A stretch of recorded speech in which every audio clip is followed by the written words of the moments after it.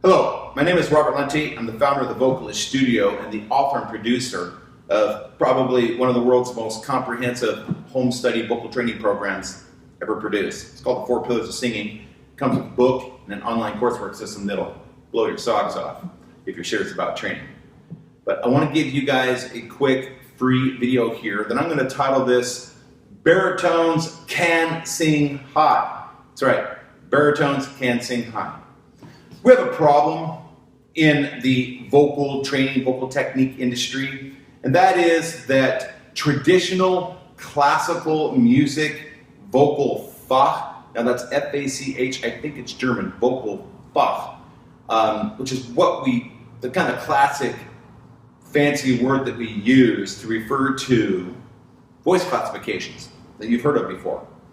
Bass, baritone, tenor, alto, soprano. Different voice types, all right? We call that vocal Fach sometimes. And what you guys need to know is this. Vocal Fach comes from the tradition of classical music. And it's really relevant when it comes to classical singing, like in opera, because in opera, a lot of the casting of characters will partly depend upon the vocal Fach. In other words, oftentimes the heroes, the tenor and the old men, are baritones and bass because the vocal type tends to kind of suit the character in a sense as far as casting of operas. So vocal Fach, or these vocal types, voice types, are important in opera singing. And of course, they make sense and are super important in choral singing as well, where you're singing big, giant vocal chords, basically, with different voice types.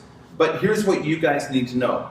The majority of you are not classical singers. You're not singing in a classical choral group, and you're not training, nor do you have any interest in singing opera music. So most of you are contemporary singers. And contemporary singers really need not concern themselves with vocal Fach, these voice classifications. You may have been led to believe that you have to be concerned about it. I've heard stories where there's voice coaches out there that think it means something in regards to the contemporary vocal technique and style world and industry, which is where most of you are coming from. And certainly it's what I'm teaching as well, but it doesn't. Vocal types or voice types or vocal Fach have very little to do with what you can or cannot do with your voice. In particular, baritones, such as myself, many baritones have been told by other voice coaches and people that are classical minded that they can't sing high notes. And I'm here to give you some good news, to tell you the truth. That is just BS. It's not true that baritones can't sing high, all right? If you've been told by another voice coach or a school that has pigeonholed you, typecasted you, and told you you're a baritone, you gotta stay down here and you can never sing high. If that's the message you've been given, you've been sold down the river, all right? And it's not true, all right? Again, I'm a baritone and I sing high. Go out to the Robert Lunte performance playlist. You'll hear me screaming heavy metal screams and do the passaggio and belting in the head voice all day long. I do it all day long in here when I'm training. I'm technically a baritone, but I can sing high, all right? Let me explain to you what these voice types really do mean, all right? They don't mean anything about range and how high or low you can go. Not generally speaking, all right? What they really are about is the physiology. So let me explain. The difference between a baritone and a tenor voice is that the vocal cords of a tenor are a little bit thinner, all right? They're thinner. They don't have as much fat on the surface area when they come together. On the other hand, baritones have vocal cords or vocal folds that are fatter, a little bit thicker, all right? So there is a true, anatomical difference between a tenor and a baritone, and what the difference between the lighter mass tenor vocal folds and the heavier mass baritone vocal folds, the difference between those two in application really is more related to sound color, not range and ability to sing high or low.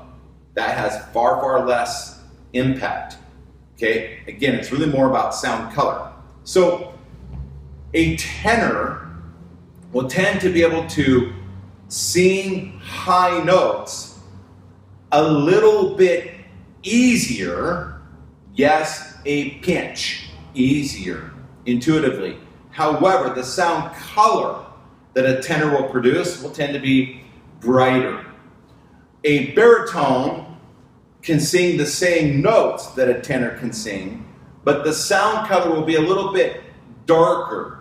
And sometimes tenors are jealous of baritones because baritones can sing the high notes, but when they do so, they also bring a lot of warmth and a heavier sound color with them, which is great for blending with the chest voice. So those of you that are baritones that have been told that you can't sing high, number one, just know that that's BS. It's not true. Somebody, whoever told you that, doesn't know what they're talking about. Number two, what it means is your vocal folds are a little bit thicker. The tissue's a little bit thicker, all right? It does mean that your ability to bridge the passaggio and get to the higher notes in terms of training, the work commitment, the training commitment might be, not all the time, might be a little bit more challenging, might take a little more work than the tenor voice. However, if you achieve that with good training techniques, for example, with my program, the 4 Pillars of Singing, all right? If you work on my program and really commit to it, and you're a baritone, you'll be able to sing tenor parts, absolutely. And when you get to those tenor parts, it won't be a lighter sound, although you could sing lighter if you wanted to, but what you will be able to do that a tenor probably couldn't do quite as easy is sing the same high note with a thicker, darker sound color, which typically is preferable. Okay? So, I'll just leave it at that. Try to keep it short and snappy. Those of you that are baritones, again, that have been told that you can't sing high, it's completely bunk, somebody lied to you or doesn't know what they're talking about. You can sing high with the proper training, proper contemporary training techniques, you can do it. My program, the 4 Pillars of Singing, will show you how to do it.